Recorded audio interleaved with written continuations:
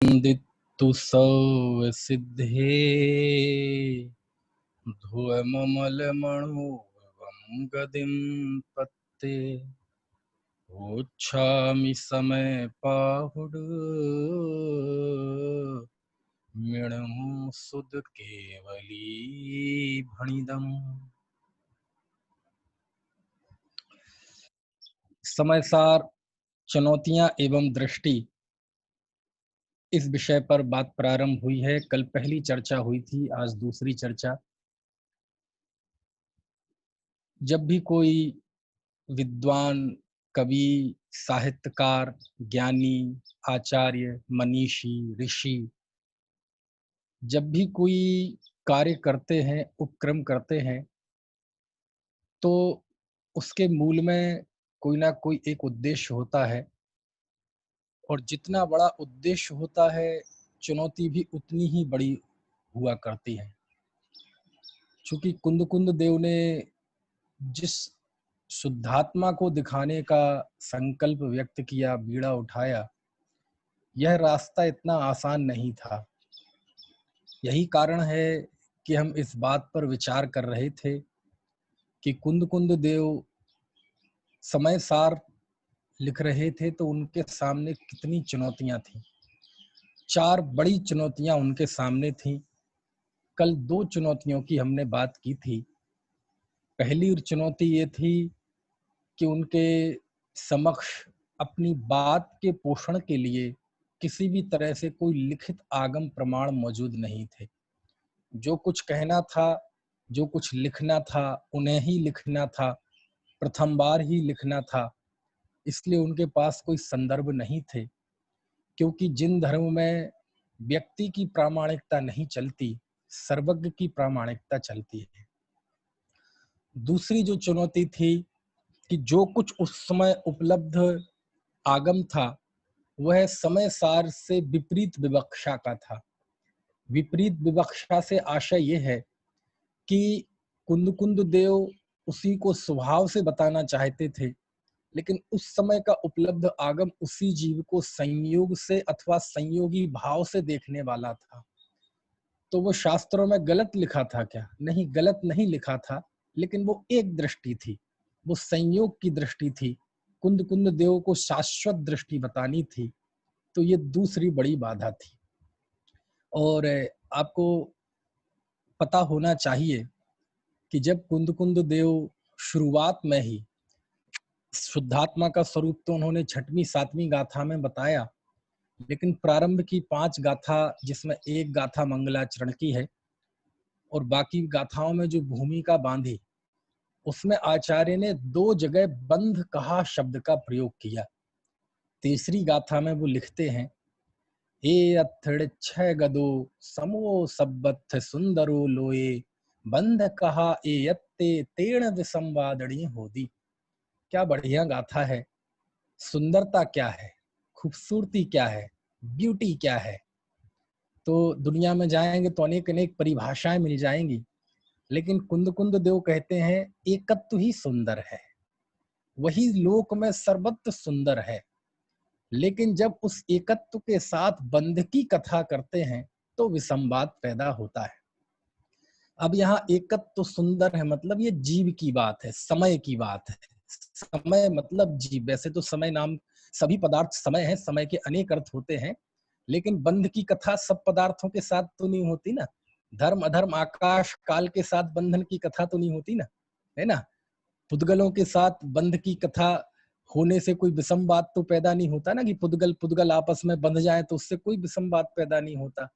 लेकिन जब जीव के साथ बंधन की कथा होती है तो विसंवाद पैदा होता है, झगड़े, कलह, संघर्ष पैदा होते हैं।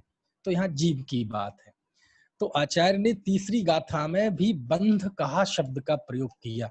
बंध कहा का अर्थ है बंध कथा, और बंध कथा यानी कौन सी? अब फिर आचार्य ने चौथी गाथा में प्रयोग किया, हे आचार्य देव, आपने कहा एकत्व ही सुंदर है, वही कल्याणकारी है, वही मांगलिक है, उसके साथ बंधन की कथा विसंवाद पैदा करती है। हे आचार्य देव, ये तो अद्भुत है बात, ये बात तो हमने कभी सुनी ही नहीं। ये तो हमारे लिए जैसे एकदम हमें तो इन बातों की खबर ही नहीं थी। आखिर हमारे लिए आज तक ये बात सुनने क्यों नहीं मिली? तब आचार्य चौथी गाथा लिखते हैं, सुद परिचिदानुभूदा सवस्स विकाम भोग बंध कहा, ये सुवलंभो णवरिण सुलहो वेहतस्। बोले कैसे होगा? आपने काम भोग और बंध की कथा सुनी है, परिचय किया है, अनुभव किया है, इसलिए वो सुलभ रही। लेकिन पर से भिन्न की चर्चा न सुनी, न परिचय किया, न अनुभव किया, इसलिए वह दुर्लभ रही। क्या मतलब हुआ आचार्य? मतलब ये हुआ कि ये चर्चा कोई दुर्लभ नहीं है। ये लिपिबद्ध भले ही मैं कर रहा हूं, लेकिन श्रुति परंपरा से तो ये ज्ञानियों के जनमानस में व्याप्त है।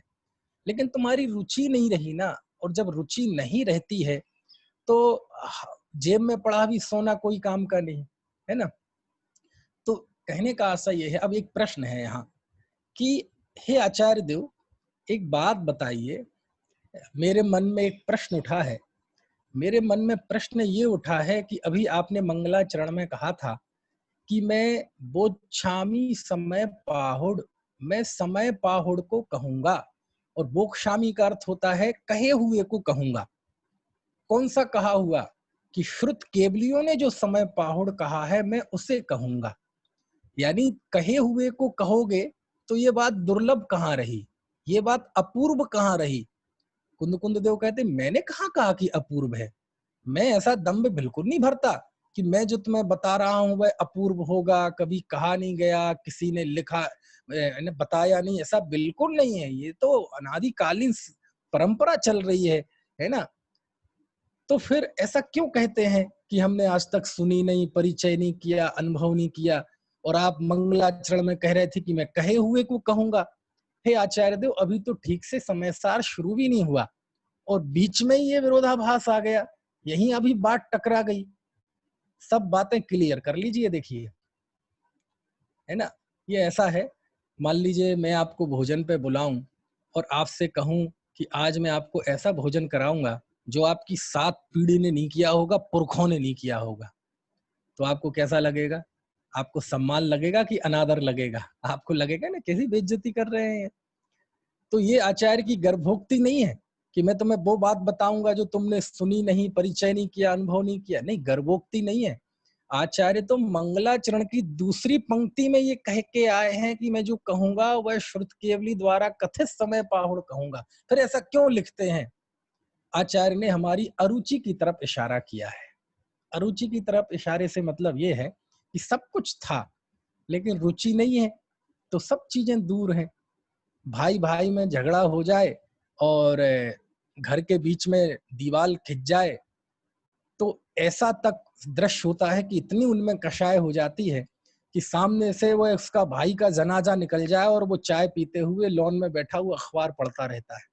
तो भौतिक तौर से वह इतना नजदीक, फिजिकली तौर पे बिल्कुल इतना नजदीक, लेकिन कितना दूर। और उसी का बेटा 7 समंदर पार कहीं अमेरिका के किसी शहर में पढ़ रहा हो, कई सालों से उसे देखा ना हो, बातचीत ना की हो, फिजिकली इतना दूर, लेकिन दिल की हर धड़कन में बेटे के प्रति अपनापन है। मतलब क्या हुआ? दूर होते हुए भी नजदीक और नजदीक होते हुए भी दूर। आशय ये निकला कि आचार्य ने हमारी अरुचि की तरफ इशारा किया है कि आपको क्या करें, काम भोग बंध की कथा की रुचि रही, उसी का परिचय किया, उसी का अनुभव किया। यही कारण था कि हाथ में रखी हुई वह बहुमूल्य वस्तु भी तुम्हें दिखाई नहीं दी। अब जब हम जैसे आचार्य के चरणों में गए तात्पर्य वृत्ति में, तो उन्होंने बंध कहा शब्द का अर्थ किया प्रकृति बंध, प्रदेश बंध, स्थिति बंध, अनुभाग बंध, नर नार कादि पर्याय। क्या मतलब हुआ? आचार्य ने समय सार की 2 गाथाओं में, 3 और 4 गाथाओं में लगातार 2 जगह बंध कहा, बंध कथा शब्द का प्रयोग किया, और उस बंध कथा का अर्थ जयसेन स्वामी ने ये किया। मतलब क्या हुआ? मतलब ये हुआ कि जितनी भी धर्म के नाम पे बंधन की कथा चलती है, कर्म की कथा चलती है, 148 प्रकृतियों की कथा चलती है, किस गुण स्थान में कितने कर्मों का बंधन होता है, कितनों का संबर होता है, इस सारी चर्चा को जयसेन स्वामी बंद कथा कह रहे हैं। और जयसेन स्वामी की इस शब्द के अर्थ में मुझे बड़ा बहुमान होता है। क्यों बहुमान होता है? क्योंकि ऐसा नहीं कि आचार्य जयसेन स्वामी ने ये अर्थ कर दिया इसलिए अर्थ है। समय सार की जो थीम है, समय सार का जो केंद्रीय भाव है, समय सार की जो मूल संवेदना है, जिस तरह से उन्होंने गुणस्थान आदि 29 प्रकार के भावों को पुद्गल कह के उसे जीव से भिन्न देखा, तो ये जो आचार्य कुंद कुंद का स्वाद है, टेस्ट है, जायका है, उस दृष्टि से समय सार की केंद्रीय भावना की दृष्टि से जैसे आचार्य का ये अर्थ हू बहु बिल्कुल सत्य बैठता है। क्यों? क्योंकि ये बंद कथा होती क्या है? अब आप समझ सकते हैं, जब कुंद कुंद देव ने ये लिखा कि बंद कथा विसंवाद पैदा करती है, और तुमने काम भोग बंध की कथा यानी कर्म प्रकृतियों की कथा भी बहुत सुनी है, क्योंकि काम भोग की कथा मतलब अशुभ कथा और बंध की कथा मतलब शुभ कथा। शुभ कथा यानी ये जो अभी आएगा मोक्ष अधिकार में, ये जो कर्म के उदय विपाक आदि की कर चर्चा है ना, जिसे विपाक विचय धर्म ध्यान भी कहते हैं, ये चर्चा ये तुमने बहुत सुनी, परिचय किया, अनुभव किया। कुंद कुंद देव को पता था कि मैं ये जो बात कहूंगा, ये बात जाकर सीधी किससे टकराएगी? हमारे पूर्वाचार्यों से जाकर टकराएगी, भूतबली पुष्पदंत आचार्य देव से जाकर टकराएगी, गुरुधर स्वामी से जाकर टकराएगी, और भी कोई सिद्धांत की कुछ लिखा गया होगा तो उनसे जाकर टकराएगी। ये बात कुंद कुंद देव को पता थी। ये बात लिखने के लिए कितनी हिम्मत चाहिए, ताकत चाहिए कि तुमने बंद की कथा भी बहुत सुनी है। समझ में आया ना? ऐसा तो क्या कुंद कुंद देव और पूर्वाचार्यों में कोई टकराव था? नहीं, कोई टकराव नहीं था। फिर ऐसा क्यों लिखते हैं? जिस विषय को बताना हो उस विषय का जब तक महत्व ना बताया जाए, जो हमारा प्रतिपाद्य हो उसका जब तक महत्व ना बताया जाए, आपको पता ही नहीं चलेगा। क्यों? क्योंकि हम ये मानते हैं कि हमने कर्म सिद्धांत सीख लिया, गुणस्थानों के नाम सीख लिए, बस हो गया धर्म। तो ये बहुत बड़ी ये बात लिखने के लिए बहुत साहस चाहिए। कुंद कुंद देव जब ये तीसरी चौथी गाथा लिख रहे थे, उनके मस्तिष्क में ये सारी कल्पनाएं चल रही थी कि लोग इसका अर्थ का अनर्थ लेंगे। इन बंद कथा शब्द से ये पूर्वाचार्यों और हमारे बीच में कुछ ना कुछ खोजेंगे जो है नहीं। समझ में आया ना? लेकिन फिर भी उन्होंने लिखा। क्यों लिखा? क्योंकि हमें पारमार्थिक तत्व बताना है, और जितना बड़ा लक्ष्य होता है उसकी प्राप्ति में, उसके मार्ग पे चलने में कठिनाई भी उतनी ज्यादा जाती है। हमें बहुत सारी चीजों को दरकिनार करना पड़ता है। अब कुंद कुंद देव के समक्ष ये चिंता थी कि मैं कैसे पूर्वाचार्यों का सम्मान भी रखूं और अपना पारमार्थिक तत्व भी बता सकूं। क्यों? क्योंकि उन्हें जो कहना था उपलब्ध आगम बिल्कुल उनके विरुद्ध विवक्षा का था। समझ में आया ना? अब इस दुविधा से कैसे निकले, इसका मैं समाधान बाद में करूंगा। अभी तो मैं आपको बता रहा हूं कुंद कुंद देव के सामने क्या क्या दिखाई दे रहा था। जब भी कोई है ना ज्ञानी साहित्यकार जब एकांत के क्षणों में कोई सृजन करता है, कोई ग्रंथ लिखता है, तो वो ना जाने कितनी कितनी चीजों अंतर्द्वंद से गुजरता है। उसे पता है मेरा एक एक लिखा हुआ शब्द वर्षों तक कैसे उस पर चर्चाएं होंगी, विमर्श होंगे, ना जाने कैसे कैसे इफेक्ट साइड इफेक्ट्स हो सकते हैं। ये सारी चीजें सोचते हैं, तब वो जाकर कलम उठाते हैं। तो ये दूसरी बहुत बड़ी चुनौती कि उस समय जो उपलब्ध आगम था वह उनकी विरुद्ध विवक्षा का था। विरुद्ध नहीं था, विरुद्ध विवक्षा का था। आपको बात समझ में आ रही है? चलिए, तीसरी जो उनके पास सबसे सामने बड़ी चुनौती थी, वो थी जीवों की छल ग्रहण करने की प्रवृत्ति। और ये बहुत बड़ी चुनौती थी, बहुत बड़ी चुनौती थी। क्या मतलब हुआ? आशय ये हुआ कि कुंद कुंद देव को इस बात का बहुत गहरा बोध था। वह अपने जीवन में बहुत कुछ देख चुके थे। कुंद कुंद का देव का पूरा जीवन 95 साल से भी थोड़ा ज्यादा रहा। 11 वर्ष की अवस्था में उनकी दीक्षा हो गई थी। तो आप समझ सकते हैं 11 वर्ष हटा दीजिए 95 में से, लगभग 84 साल का उनका मुनि जीवन था। तो 84 साल में 4 पीढ़ी तो वैसे ही निकल जाती हैं, 20-20 साल की एक पीढ़ी माने तो। तो उन्होंने बहुत देखा था। उन्होंने संघ विभाजन की भी, उनके लगभग कुछ समय पहले की घटना थी, है ना? अपने गुरु आचार्य माघनंदी की कहानी और उनका कैसे उनके जीवन में उदय आया था, वो भी देखा था। उनके दीक्षा गुरु जिनचंद आचार्य ने कैसे संघर्ष किया, वो भी उन्होंने देखा था। मूल आमनाय में किस तरह श्वेतांबर मान्यताएं घुस रही हैं, ये भी उन्होंने देखा था। दिगंबर का भी श्वेतांबरीकरण होता जा रहा है, ये भी उन्होंने देखा था। मध्यम मार्ग के नाम पे कि थोड़ा श्वेतांबर और दिगंबर, समझौतावाद के नाम पे कैसे अनेक मिथ्या भ्रांतियां दिगंबर धर्म में लाने के प्रयत्न किए जा रहे हैं, ये भी उन्होंने देखा था, है ना? और हमारे साधक समाज में कैसी आध्यात्मिक जड़ता और कैसी क्रिया की जड़ता, शिथिलाचार था, वो भी उन्होंने देखा था। उदारवादिता के नाम पे सवस्त्र मुक्ति, स्त्री मुक्ति, है ना?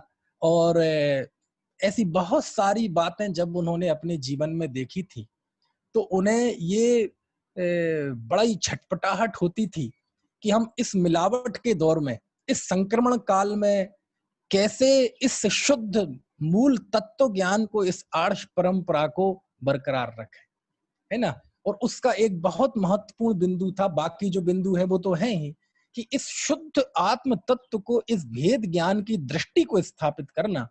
क्योंकि यदि मूल बात, यदि ये जीवित रह गई, तो बाकी की चीजें ज्यादा रहने की संभावना है। और सब कुछ रहा लेकिन ये चीज खत्म हो गई, तो हम तो बर्बाद हो जाएंगे, कुछ नहीं बचेगा हमारे हाथ में। लेकिन इसमें एक बहुत बड़ी बाधा ये थी कि लोग छल ग्रहण बहुत कर सकते हैं। कुंद देव को पता था कि ये पंचम काल के जीव, इनका संघनन तो बहुत कमजोर होता है, इनकी शारीरिक शक्ति तो बहुत कमजोर होती है, लेकिन ये छल ग्रहण करने में सभी पीएचडी है, डीलिट है। और पंचम काल के जीव ने तो जैसे ये संकल्प ले लिया है, मानो उसका महाव्रत है इस बात का कि वक्ता जो बात जिस अभिप्राय से, जिस भाव से, जिस उद्देश्य से कहेगा, हमें वो भाव तो पकड़ना नहीं और हमें उसकी यदवा तदवा अर्थ लेने हैं। मानो इस बात का इस जीव ने महाव्रत ले रखा है। कुंद देव को ये बात पता थी। ये उनके पास बहुत बड़ी चुनौती थी कि हम जिस अभियान को लेकर चले, हम जिस उद्देश्य, पवित्र उद्देश्य को लेकर चले हैं, इसमें तो इतने स्थल हैं कि कोई भी फिसल सकता है, कभी भी एकांत खड़ा हो सकता है, कोई स्वेच्छाचारी हो सकता है। मैं कहूंगा गुणस्थान आदि 29 प्रकार के भाव पुद्गल की पर्याय है, तो तुम एकांत से शुद्ध मानकर निश्चयभासी हो जाओ। मैं कहूंगा पुण्य पाप दोनों एक हैं, तो तुम पुण्य छोड़ के पाप में लग जाओ। मैं कहूंगा सम्यक दृष्टि के आश्रव बंद नहीं होता, उसके तो भोग से निर्जरा होती है, तो तुम भोग भोगने लगो। मैं कहूंगा कोई किसी को मारता बचाता नहीं है, पता चले तुम यत्नाचार रूप प्रवृत्ति छोड़ दो। मैं कहूंगा प्रतिक्रमण विषकुंभ है, पता चले तुम अप्रतिक्रमण पाप में लग जाओ। तो ये सारी चुनौतियां कुंद देव के सामने थी कि जीवों की छल ग्रहण करने की प्रवृत्ति बहुत है। एक मुझे ऐतिहासिक संदर्भ याद आ रहा है, शैल घण भग्ग घट्ट ओही, ऐसी एक गाथा है धबला के भाग 1 में। बहुत अच्छी गाथा है, बहुत अच्छी अद्भुत गाथा है। 2 गाथाएं हैं, बल्कि 2 गाथाओं का जोड़ा है। आपको ऐतिहासिक प्रसंग याद होगा, जब नरवाहन और सुबुद्धि 2 शिष्य आचार्य धरसेन स्वामी के पास पहुंचे शिक्षा ग्रहण करने के लिए, और जो बाद में भूतबली पुष्पदंत आचार्य के नाम से प्रसिद्ध हुए और जिनका षटखंडागम प्रथम श्रुत स्कंद कहलाता है। तो जब वो दोनों ही शिष्य आचार्य धरसेन स्वामी के पास पहुंचे, तो उन्होंने जाके वंदना की, जो शिष्टाचार होता है वो हुआ, और उन्होंने फिर संघ में भेज दिया कि अब आप संघ में रहें। क्योंकि ऐसा विधान है कि कोई दूसरे संघ से कोई साधु आता है तो पहले 3 दिन संघ में रख के उस जीव की परीक्षा करते हैं।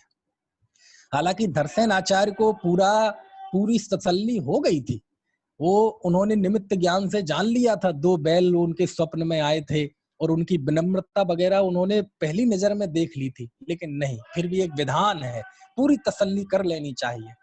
3 दिन वो संघ में रहे।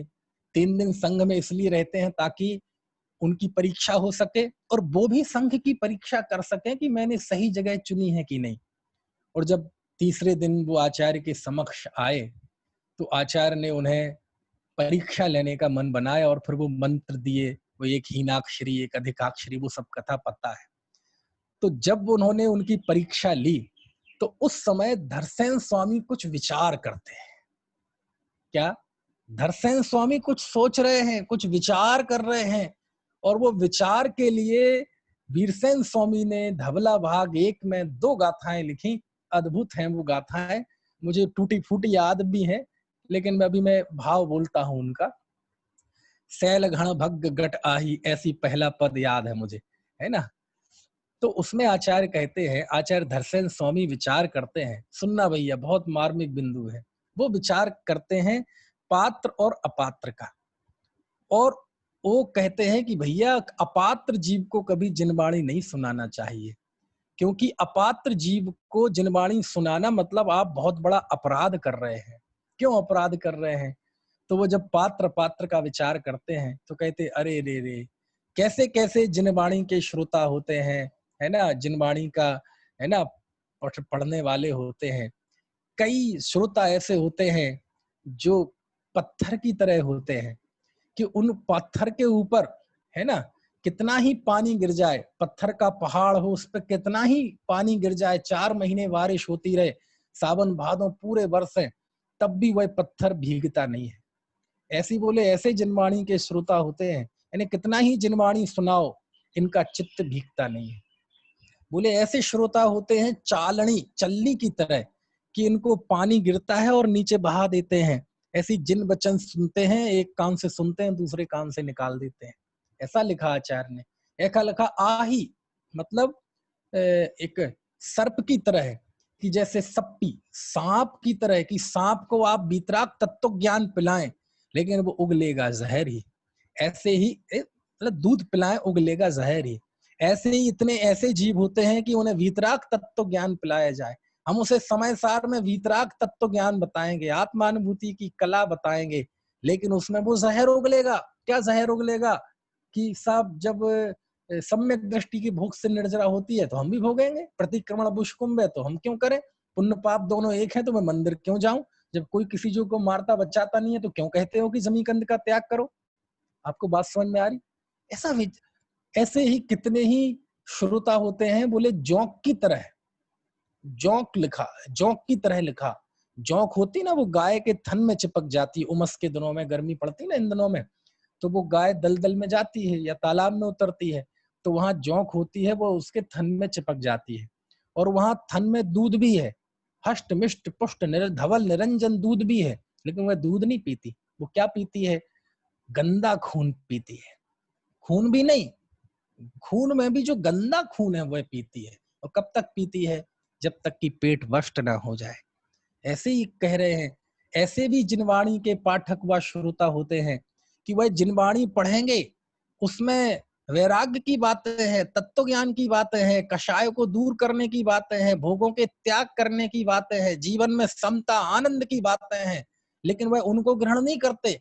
वह उसमें से स्वेच्छाचारिता ग्रहण करते हैं, अज्ञान ग्रहण करते हैं, एकांत ग्रहण करते हैं, अपने विषयों का पोषण करते हैं, और जिनवाणी सुनते सुनते उनकी निगाह उसी विवेचन पर रहती है जिससे उसका अज्ञान और उसका मिथ्यात्व और उसका असंयम और उसका शिथिलाचार पुष्ट हो।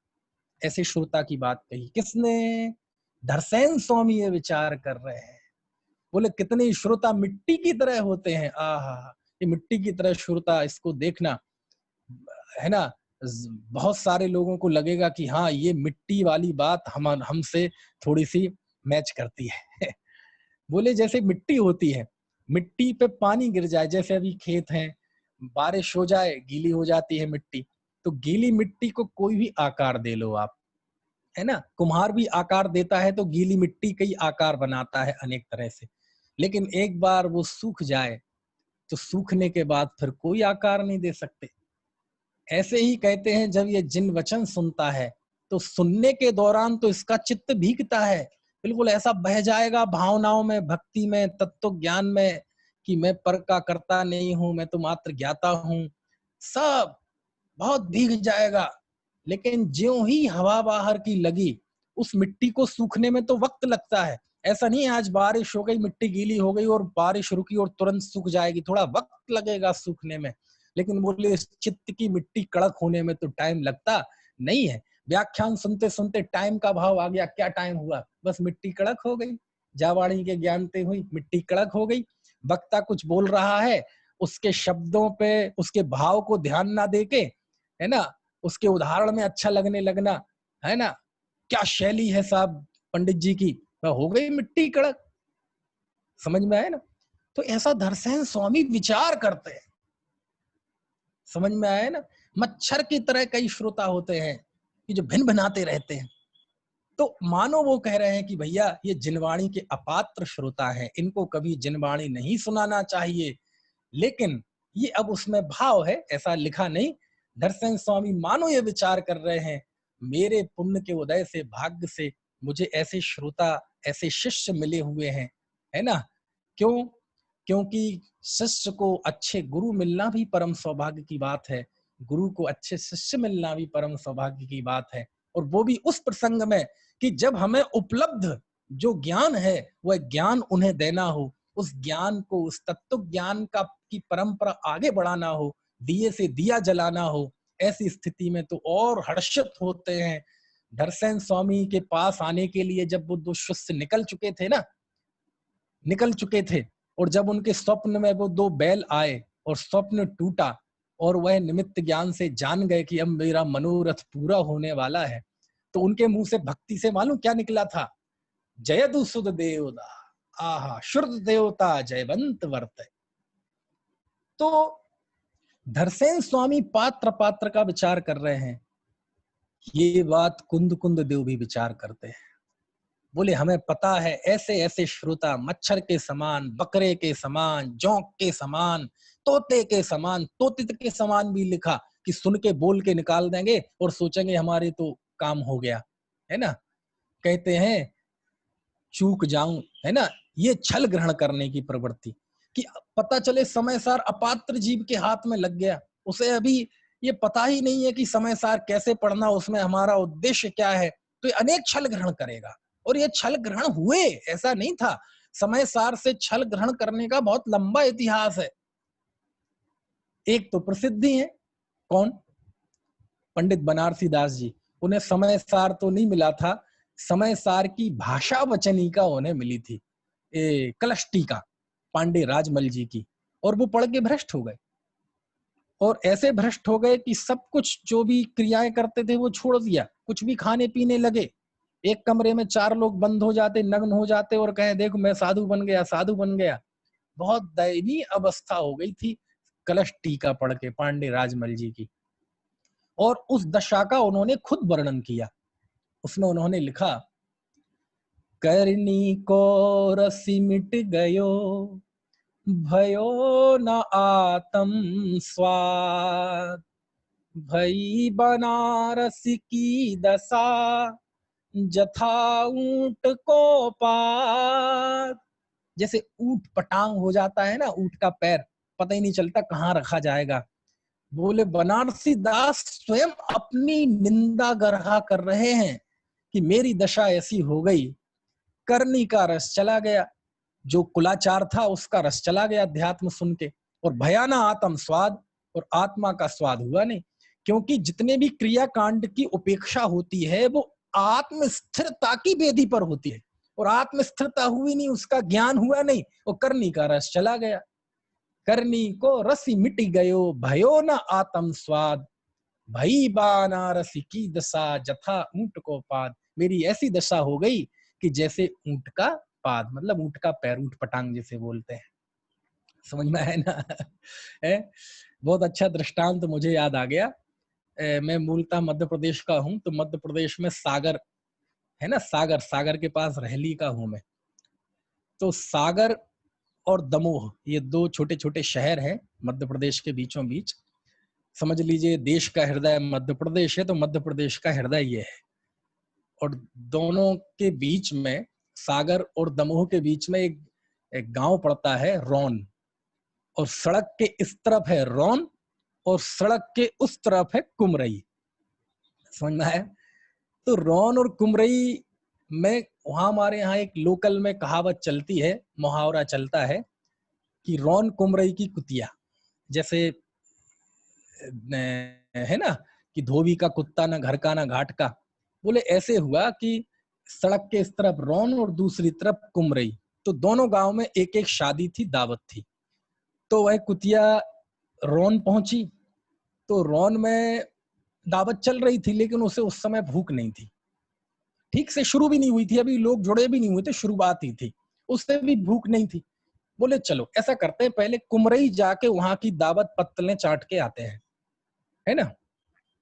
तो वहां गई, वहां देखा दावत खत्म हो गई, पत्तले भी वहां के जो दूसरे कुत्ते थे वो चाट गए। तो बोले कोई बात नहीं, कोई बात नहीं, अभी तो हम रौन की छोड़ के आए हैं ना। फिर वो गई रौन, और जब तक वहां गई वहां दावत खत्म हो चुकी थी, वहां की पत्तलें भी वहां के दूसरे चाट चुके थे।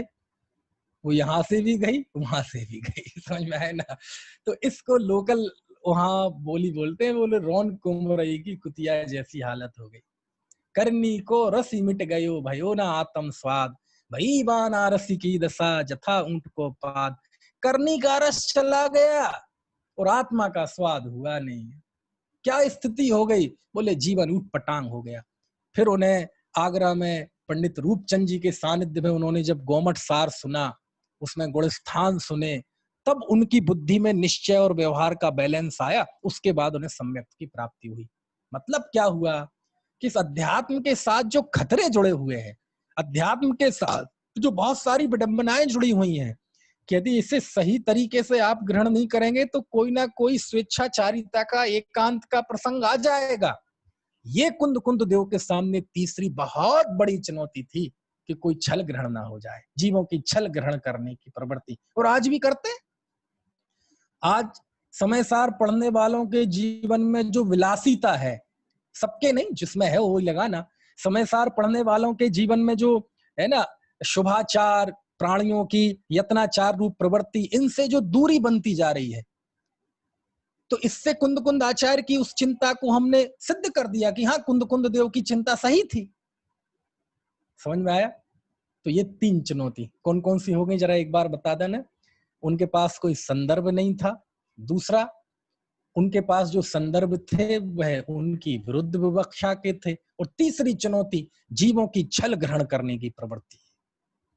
ये छल ग्रहण करने की प्रवृत्ति तुम्हें समय सार स्वीकार नहीं करने देगी। और चौथी चुनौती थी जीवों की अनादिकालीन गहरी पर्याय मूलता। वाह, क्या मतलब हुआ। कुंद कुंद देव को इस बात का गहरा बोध है, बहुत गहर भीतर से एहसास है कि मेरा विकल्प जरूर है, और मैं उस विकल्प की पूर्ति करने की कोशिश भी करूंगा, लिखूंगा पूरा समय सार। लेकिन मुझे पता है मैं समय सार लिख भी दूंगा, तुम पढ़ भी लोगे, तुम्हें आनंद भी आएगा, तुम्हें ऐसा लगेगा हाँ हाँ गजब है बात, गजब है बात, गजब है बात, सैकड़ों उसको प्रवचन भी सुन लोगे। लेकिन मैं यहां से जोर लगाऊंगा और तुम्हारे अंदर से तुम्हारी अनादिकालीन पर्याय मूलता जोर लगाएगी।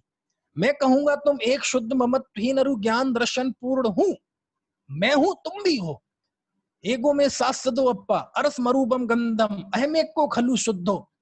मैं यहां जोर लगाऊंगा और तुम पढ़ोगे भी, पढ़ के तुम्हारी ये बात दिमाग में भी आएगी, उसके अर्थ पर भी विचार करोगे, लेकिन वही तुम्हारी अनादिकालीन पर्याय मूलता उछाल मारेगी, नहीं नहीं नहीं, जो भी है साहब ठीक है, वो बात समय सार में लिखी है, लेकिन आखिर में मनुष्य तो हूं ही, देखो आखिरकार ये संसार तो है ही, आखिरकार ये राग द्वेष तो है ही, आखिरकार भैया बीवी बच्चों की संभाल तो करनी पड़ती है, व्यवहार से सही, ये व्यवहार तो आखिर है ही ना, व्यवहार भी तो सम्यक ज्ञान का अंश है ना, व्यवहार भी तो एक नय है ना। भले ज्ञानी कर्म नो कर्म का करता नहीं है, लेकिन निमित्त तो है ना। कहते हैं तुम्हारी ये पर्याय मूढ़ता उछल उछल कर आएगी, और तुम हमारे समय सार को बार बार रिजेक्ट करते जाओगे, रोज रिजेक्ट करोगे, हर दिन हर पल तुम इस वीतराग तत्व ज्ञान को रिजेक्ट करोगे, कभी व्यवहार का नाम देके, कभी मजबूरी का नाम लेके। तो कहते हाँ, तो व्यवहार से इनको कहा नहीं जाता क्या, हाँ कहा जाता है, लेकिन अज्ञानी कहता तो बहुत मार्मिक बिंदु कह रहा हूं, कहता तो मुंह से व्यवहार है, लेकिन टेस्ट लेता है उसमें परमार्थ का। वो कह रहा हाँ ये व्यवहार से संसार है, तो कहता तो व्यवहार है, लेकिन अनुभूति में उसी का पारमार्थिक स्वाद लेता है कि नहीं मैं, और निश्चय को कहता तो बहुत आत्मविश्वास से है, लेकिन अनुभूति उसकी करता नहीं है। पर्याय मूढ़ता बार बार हमें झटके देती है, और एक पर्याय मूढ़ता का झटका आया, जो भी है साहब, आखिरकार ये पर्याय भले ही व्यवहार न से सही, लेकिन है तो ना, खत्म हो गया समय सार, अब क्या रहा, कुछ नहीं बचा, खत्म। कुंद कुंद देव का श्रम, उनकी करुणा है ना, उनका लेखन सब आपने तिलांजलि दे दी। क्यों? बोले कुंद कुंद देव को पता है।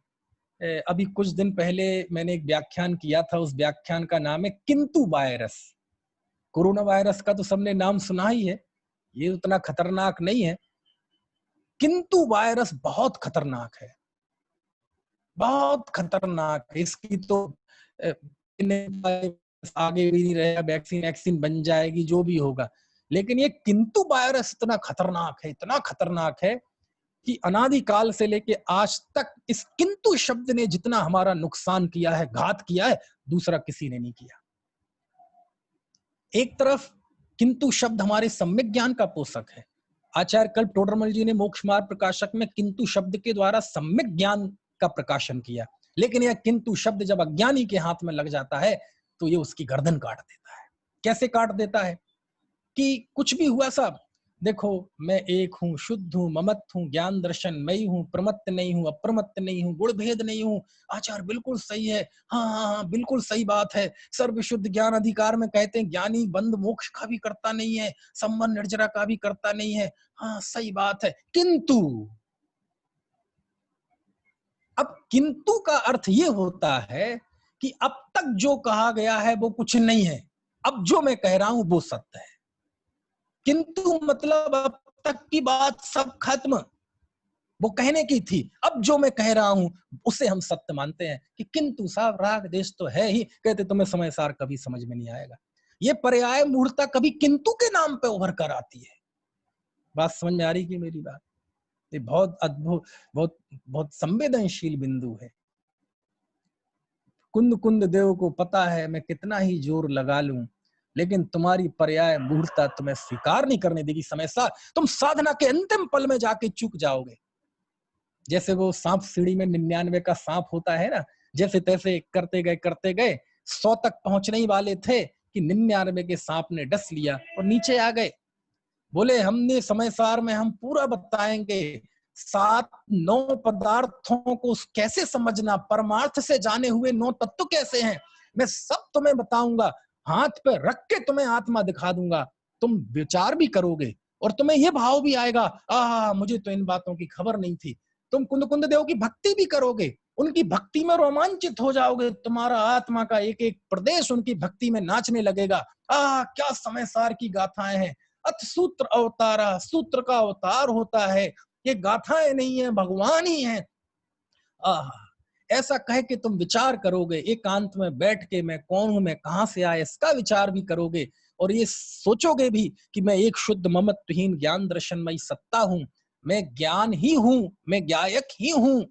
तुम पहुंचते जाओगे, लेकिन साधना के ऊंचे शिखर पर जाकर तुम्हें किंतु रूपी सांप डस लेगा।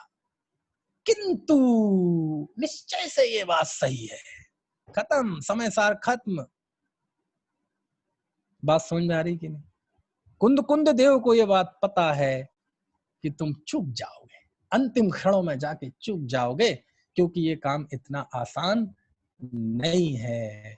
ये बहुत, और मेरी दृष्टि से तो ये सबसे बड़ी चुनौती थी। इस चुनौती के सामने 3 चुनौती कम है, उनका महत्व कम है, ये चुनौती सबसे ज्यादा है। छल ग्रहण करने वाला तो चलो एकांती हो जाएगा, स्वच्छंदी हो जाएगा, ये ना एकांती है ना स्वच्छंदी है, अनेकांतवादी है, स्वच्छंदी नहीं है, पौरुषशाली है, सब करता है, लेकिन अंत में जाके चुक जाता है। क्यों? उस क्षण में भी जाके उसके अनादिकालीन पर्याय मूर्ता के संस्कार एकदम उछल कर आते हैं, समझ में आया ना, और उसे गप कर जाते हैं, और उस समय वह जीव समय सार को तिलांजलि दे देता है, कुंद कुंद देव को तिलांजलि दे देता है। इस बात का गहरा बोध है कुंद कुंद देव को, बहुत बड़ी चुनौती है। समझ में आया ना? है। गजब है ये बात। तो ये चौथी चुनौती आपको समझ में आ गई, है ना? आ गई भैया, चारों ही चुनौती समझ में आ गई है?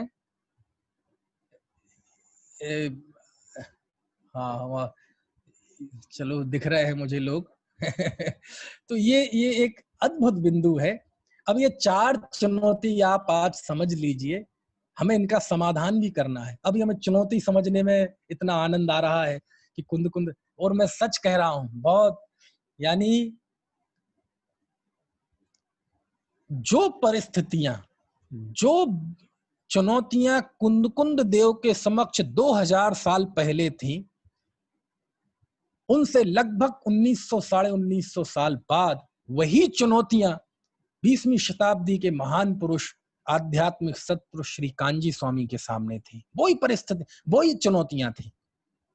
बस फर्क इतना था कि गुरुदेव श्री के समक्ष 2000 साल की आगम परंपरा संदर्भ के रूप में थी, लेकिन कुंद कुंद देव के सामने वो संदर्भ नहीं थे।